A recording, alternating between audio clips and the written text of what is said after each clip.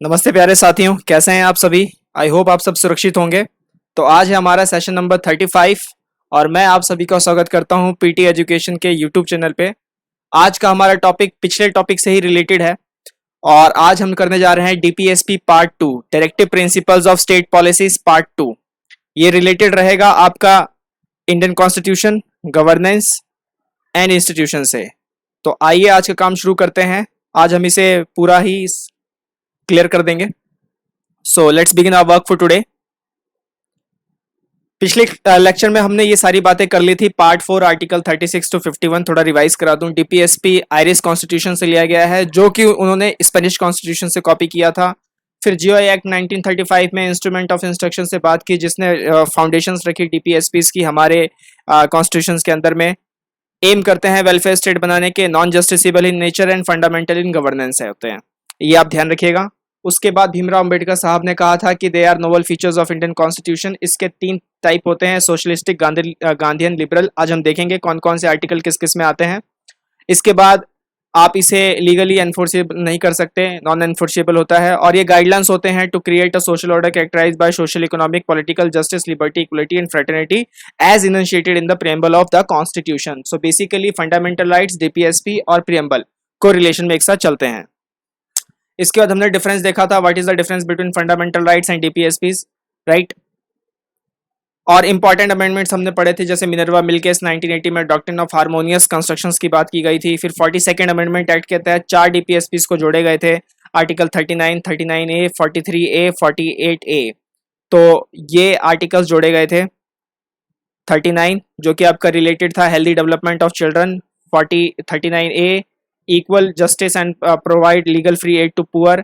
इसके बाद 43A participation of workers in management of industries और 48A protection and improvement environment and to safeguard forest and wildlife. इसके बाद 44th amendment act के तहत article 38 का क्लॉज 2 जोड़ा गया था, to minimise inequalities and endeavour eliminate inequality status. तो ये आप ध्यान रखिएगा। आज की कार्रवाई यहाँ से शुरू करते हैं। इंपॉर्टेंट अमेंडमेंट्स में ही हम आगे पढ़ेंगे। 86th amendment act 2002, basically article 45 के एम्बिट में फंडामेंटल राइट्स को लाया गया। आर्टिकल 21A जोड़ा गया, जो बात करता था राइट टू एजुकेशन की up to the age of 6 to 14 years. उसके बाद इसी वक्त फंडामेंटल ड्यूटी में भी हमने फंडामेंटल ड्यूटी हमारी 51 में है, उसका हमने के क्लोज हमने जोड़ा। तो जो के पार्ट है, पहले 10 फंडामेंटल ड्यूटी थी, अब वो 11 हैं। तो जो 11वां था वो इसी से रिलेटेड था, एजुकेशन से रिलेटेड था। और इसके लिए डीपीएसपी को अमेंड किया गया, आर्टिकल 45 को अमेंड किया गया। तो आप ये याद रखिएगा, 86th अमेंडमेंट एक्ट 2002 आर्टिकल 45 इससे रिलेटेड है। Right to education article 21A से रिलेटेड है, 6 to 14 ईयर्स ऑफ एज की बात करता है। और फंडामेंटल ड्यूटी में भी 51A में के पार्ट इसका जोड़ा गया था, यानी 11th फंडामेंटल ड्यूटी इसी अमेंडमेंट एक्ट के तहत जोड़ी गई थी। इसके बाद आर्टिकल 45 कहता क्या है? आर्टिकल 45 कहता है it provide early childhood care and education for all children until the age of 0 to 6 years. तो यहाँ आप ध्यान रखिएगा, 0 to 6 ईयर्स की बात की गई है, जबकि आर्टिकल 21A में जो एजुकेशन की बात की गई है वो 6 to 14 ईयर्स की बात की गई है। और एक खास बात मैं आपको बता दूं कि ये जो एजुकेशन है ये एलिमेंट्री एजुकेशन की बात करता है, हायर एजुकेशन की बात नहीं करता है। तो इसको आप ध्यान रखिएगा। इसके बाद 97th अमेंडमेंट एक्ट 2011, इसके इस अमेंडमेंट में हमने आर्टिकल 43B को हमने जोड़ा, जो कि बात करता है voluntary foundations, promotion of voluntary foundations, autonomous functioning, democratic control and professional management of cooperative societies. तो बेसिकली कोऑपरेटिव सोसाइटीज की मैनेजमेंट, उनका डेमोक्रेटिक कंट्रोल, उनकी फंक्शनिंग, ऑटोनोमस फंक्शनिंग, उसके बारे में बात करता है। तो ये हमने 97th अमेंडमेंट एक्ट 2011 में जोड़ा। तो ये थे इंपॉर्टेंट अमेंडमेंट्स। पहला मिनर्वा मिल केस 1980, दूसरा 42nd अमेंडमेंट एक्ट 1976 जिसके तहत 4 डीपीएसपी जोड़े गए, 39, 39A, 43A, 48A। उसके बाद 44th अमेंडमेंट एक्ट 1978 जिसके तहत आर्टिकल 38 का क्लॉज 2 जोड़ा गया, इनइक्वलिटी से रिलेटेड था वो। 86th amendment act 2002 right to education, इसको लाया गया, आर्टिकल 21A। और फंडामेंटल ड्यूटी में 11th फंडामेंटल ड्यूटी जोड़ी गई। आर्टिकल 45 बात करता है early childhood care and education for all children until the age of 0 to 6 years. और 97th अमेंडमेंट एक्ट जो कि आर्टिकल 43B को जोड़ा गया, जो रिलेटेड है आपका कोऑपरेटिव सोसाइटीज और उसकी मैनेजमेंट से। तो यहाँ तक की ये सारी चीज़ें आपको क्लियर होनी चाहिए, ये आप बिल्कुल याद रखिएगा। कुछ भी स्टेटमेंट बना के पूछा जा सकता है, यूपीएससी ऐसा ही क्वेश्चन हमेशा बनाता है, इसको आप ध्यान रखिएगा। इसके बाद कैटेगरीज मैंने आपको बताया था, 3 टाइप की कैटेगरीज होती है। सोशलिस्ट प्रिंसिपल्स होते हैं, गांधीयन प्रिंसिपल्स होते हैं और लिबरल प्रिंसिपल्स होते हैं, basically motivated by the west nations. तो जो सोशलिस्ट प्रिंसिपल हैं, इसमें आपका आता है article 38, article 39, article 39A, article 41, article 42, article 43, article 43A, article 47 का पार्ट 1। तो ये आपके आते हैं सोशलिस्ट प्रिंसिपल्स के अंदर अंदर में, सामाजिक जो हमारे उद्देश्य हैं उसके अंदर में आते हैं। 38, 39, 39 से 41, 42, 43, 43 से और 47 का पार्ट 1। गांधीयन फिलॉसफी यानी गांधीयन प्रिंसिपल्स, कल हमने बात की थी मीन्स वर्सेस एंड्स की। तो जो गांधीयन प्रिंसिपल्स हैं उसके अंतर्गत आते हैं article 40, article 43, article 43B, article 46, 47 का पार्ट 2 और 48। लिबरल प्रिंसिपल्स में आपके आते हैं 44, 45, 48, 48A, 59, 50 और 51। तो ये हैं आपके 3 कैटेगरीज, इसमें आते हैं ये आर्टिकल्स। कोई भी एक आर्टिकल देके पूछा जा सकता है कि ये किस प्रिंसिपल को फॉलो करता है, या फिर कोई भी प्रिंसिपल देके पूछा जा सकता है कि कौन से आर्टिकल्स इसको फॉलो करते हैं। तो इनको आप याद रखिएगा, ये आपके लिए बहुत बहुत बहुत इंपॉर्टेंट है एग्जाम के पॉइंट ऑफ व्यू से। अब हम एक एक करके सारे आर्टिकल्स की लिस्टिंग देखते हैं। आर्टिकल 36 मैंने आपको बताया था, it defines the state. Basically state की डेफिनेशन 2 आर्टिकल्स में है, आर्टिकल 12 में है और आर्टिकल 36 में है। आर्टिकल 37 ये बात करता है कि डीपीएसपी जो है वो जस्टिसेबल नहीं है, though it shall be considered fundamental in governance of the country. तो यूपीएससी में एक बार क्वेश्चन आ चुका था कि which of the following considered as the fundamental governance in the country. So answer था डीपीएसपी, और वो किस आर्टिकल के तहत आता है? आर्टिकल 37 के तहत आता है। आर्टिकल 38 ये बात करता है to create a social order for promotion of welfare of the country. तो बेसिकली जो वेलफेयर स्टेट की जो रचना की या बनाने की बात की जाती है, उसका जो विजन है वो आर्टिकल 38 में रखा गया है। 44th अमेंडमेंट एक्ट 1978 में इसका क्लॉज 2 जोड़ा गया था जो रिलेटेड था इनइक्वालिटीज से, हम वो पढ़ चुके हैं। आर्टिकल 39 बात करता है adequate means of livelihood to all citizens. इन लाइंस को आप बिल्कुल ध्यान रखिएगा, बाकायदा आप अपने नोटबुक में इसे लिखते जाइए और बनाते जाइए। एग्जैक्ट ऐसी की ऐसी लाइंस पेपर में आपको मिलेंगी, आपको बहुत फायदा होगा, ये मेरी गारंटी है। तो adequate means of livelihood to all citizens, control and ownership material resources of community to be distributed in such a manner that it serves the common good। उसके बाद economic system operations does not means for concentration of wealth.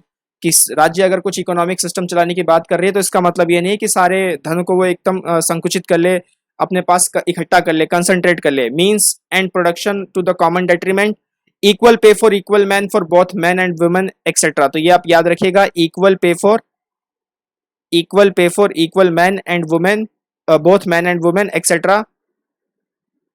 ये यहाँ पे गड़बड़ है, ये man नहीं, यहाँ पे equal pay for equal work होना चाहिए, ये इसे सही कर लीजिएगा आप। यहाँ पे ये equal pay for equal work है, for both man and women etcetera. It is very wide in scope. तो आर्टिकल 39 का जो स्कोप होता है वो बहुत ज्यादा वाइड होता है, ये आप ध्यान रखिएगा। Article 39A again 42nd amendment act 1976 के तहत जोड़ा गया, equal justice and free legal aid to poor की बात करता है। आर्टिकल 40 गांधीयन प्रिंसिपल्स, बहुत इंपॉर्टेंट। ऑर्गेनाइज की स्टेट को बोला जाता है कि आप विलेज पंचायत बनाइए सेल्फ गवर्नमेंट के लिए। तो आज का आपका सबसे पहला सवाल कि जो सेल्फ गवर्नमेंट है, जो लोकल गवर्नेंस है, बेसिकली जो रूरल की गाँव को अपने उस पर छोड़ देना चाहिए, डिसेंट्रलाइजेशन उनका होना चाहिए। तो ये कौन से अमेंडमेंट एक्ट में लाया गया था? बेसिकली मैं ये पूछना चाह रहा हूँ कि जो 11th शेड्यूल है जो कि रूरल डेवलपमेंट से रिलेटेड है, पंचायत से रिलेटेड है, तो ये कौन से अमेंडमेंट एक्ट में इसे जोड़ा गया? इस पे कार्रवाई कौन से अमेंडमेंट एक्ट, कौन से संशोधन एक्ट में की गई, ये आप मुझे बताइए। आज का आपका पहला सवाल। तो आर्टिकल 40 जो है वो पंचायत के बनाने की बात करता है। आर्टिकल 41 में provide right to work to its economic capacity. तो राइट टू वर्क 41 में बात की गई है।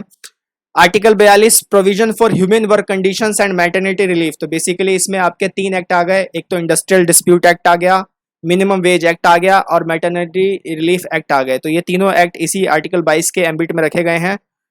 Article 43 secure living wages and organise cottage industries in rural areas. तो बेसिकली ये कॉटेज इंडस्ट्री, ये भी एक गांधीयन प्रिंसिपल ही है कि रूरल एरियाज में कॉटेज इंडस्ट्री बनाई जाए, उनको उनके जीवन का व्यापन करने के लिए उनको सिक्योर किया जाए।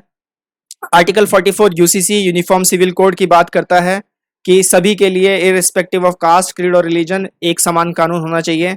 Article 45 free and compulsory education till the age of 14 years, तो ये कौन से अमेंडमेंट एक्ट के तहत जोड़ा गया था? That is 86th amendment act 2002।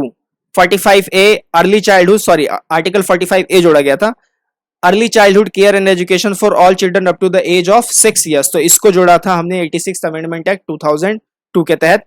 Article 46 protection the educational and economic interest of SC ST और अदर वीकर सेक्शंस, तो ये आर्टिकल 46 की बात करते हैं।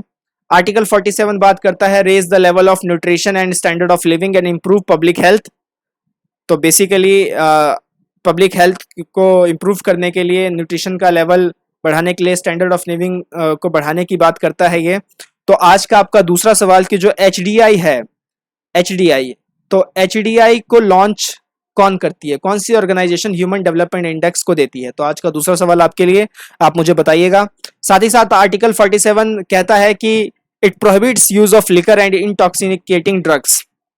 Article 48 organisation of agriculture and animal husbandry, this also includes prohibition killings of cows milk and other draught cattle, तो basically agriculture related है, cow slaughter की को रोकने की बात कही गई है आर्टिकल 48 में।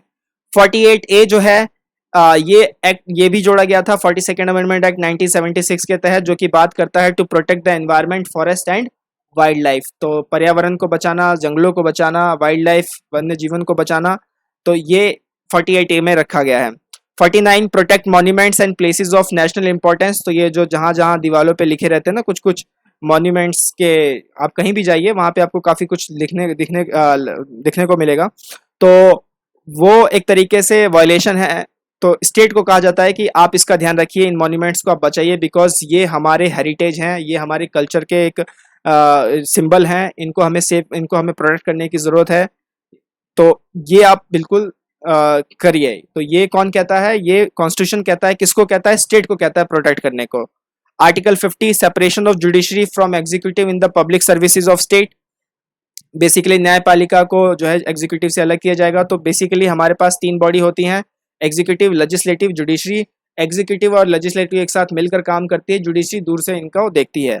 तो जो सेपरेशन ऑफ जुडिशरी है from executive in the public services of state, ये आर्टिकल 50 में है। और आर्टिकल 51 ये बात करता है to promote international peace and security and maintain honourable relations, तो बेसिकली किसी दूसरे देश के साथ हम वार्ता कर रहे हैं तो उसके साथ हमें संधि रखनी चाहिए, उनके साथ हमें शांति वार्ता होनी चाहिए हमारी, उनके साथ एक अच्छे रिश्ते हमारे मेंटेन होने चाहिए, और इंटरनेशनल ट्रीटी, लॉ और ऑब्लिगेशंस का पूरी तरीके से सम्मान और पालन होना चाहिए। तो आज का आपके लिए तीसरा सवाल कि अगर कोई ट्रीटी की जा रही है किसी स्टेट को लेके, सपोज कीजिए कि बंगाल में कोई रिवर है, उसको लेके मोदी जी कहीं पे एक ट्रीटी कराए, किसी दूसरे देश के साथ ट्रीटी कराए उस नदी को लेके कि आओ भाई अपना यहाँ पे प्रोजेक्ट स्टार्ट कर लो, तो क्या उस ट्रीटी के लिए स्टेट लेजिस्लेचर से परमिशन लेने की ज़रूरत है, प्राइम मिनिस्टर को या फिर सेंट्रल गवर्नमेंट को? आप अपना आंसर दीजिए, हाँ या ना, क्या लेने की ज़रूरत है, अगर हाँ तो क्यों, और ना तो क्यों, दोनों में ही आंसर आप मुझे बताइए। 3 सवाल मैंने आज आपसे पूछे हैं बेसिक से। तो ये है DPSP, इतना हमने सारा कवर अप कर लिया है फंडामेंटल राइट के साथ, और ये मोर देन इनफ है, इससे बाहर DPSP से कुछ भी नहीं पूछा जाएगा। तो चलते हैं आज के क्वेश्चन ऑफ द डे पे। आज का क्वेश्चन ऑफ द डे आपके लिए ये रहा, विच of the following provisions of the constitution of India having bearing on education, तो बेसिकली कौन से प्रोविजंस है जो एजुकेशन से रिलेटेड बात करते हैं? पहला है DPSP, दूसरा रूरल एंड अर्बन बॉडीज, तीसरा 5th शेड्यूल, चौथा 6th शेड्यूल, पांचवा 7th शेड्यूल। करेक्ट आंसर क्या होगा? तो DPSP में तो एजुकेशन है ही है, तो 1 तो होगा ही होगा, तो B उड़ गया, एलिमिनेशन टेक्निक, आपका जो B है ये कैंसिल हो गया, this got cancel. Rural urban bodies, अच्छा 5th शेड्यूल जो बात करता है वो ट्राइबल एरियाज की बात करता है, और 6th शेड्यूल में 4 स्टेट हैं, AMTM, आसाम, मेघालय, त्रिपुरा, मिजोरम। तो 5th और 6th तीनों, 3 और 4 दोनों ही नहीं हो सकते, तो ये भी उड़ गया। तो 1 और 2 तो पक्का है, A और C में 1 to 5 देख लेते हैं। 7th शेड्यूल, 7th शेड्यूल क्या है? 7th शेड्यूल बेसिकली लिस्ट की बात करता है, union list, concurrent list and state list. तो आज का आपका चौथा सवाल कि एजुकेशन कौन सी लिस्ट में आता है, ये मैंने किया हुआ है, हमने एक एजुकेशन पे, नेशनल एजुकेशन पॉलिसी पे हमने एक लेक्चर किया था, उसमें मैंने आपको बताया था कि एजुकेशन कौन सी लिस्ट में आता है। तो एजुकेशन कौन सी लिस्ट में आता है ये बताइए, लेकिन ये बात तो कंफर्म है कि वो किसी ना किसी लिस्ट में आता है। तो पांचवा भी होगा, तो correct answer is option C. तो सी हमारा सही आंसर है। एजुकेशन जो है वो डीपीएसपी, रूरल अर्बन बॉडीज और 7 शेड्यूल से रिलेटेड है। 4 सवाल मैंने आज आपसे पूछे हैं, इसके आप जवाब जरूर दीजिएगा। मैं सबके कमेंट्स को पर्सनली फॉलो करता हूँ, देखता हूँ कौन आंसर कर रहा है कौन नहीं कर रहा। तो आप आंसर कीजिए, शेयर कीजिए दोस्तों को, वीडियो को लाइक कीजिए आते के साथ ही। पूरा एफर्ट, पूरी टीम का एफर्ट आपके लिए है। मेरी तरफ से इतना ही। Wonderful PT resources are waiting for you. मिलेंगे अगले एक्साइटिंग सेशन में, कुछ बेहतरीन सेशंस में आपके लिए लेके आऊंगा। And don't worry about it, पूरी पॉलिटी, इंडियन पॉलिटी हम इसी प्लेटफॉर्म पे कवर अप करेंगे।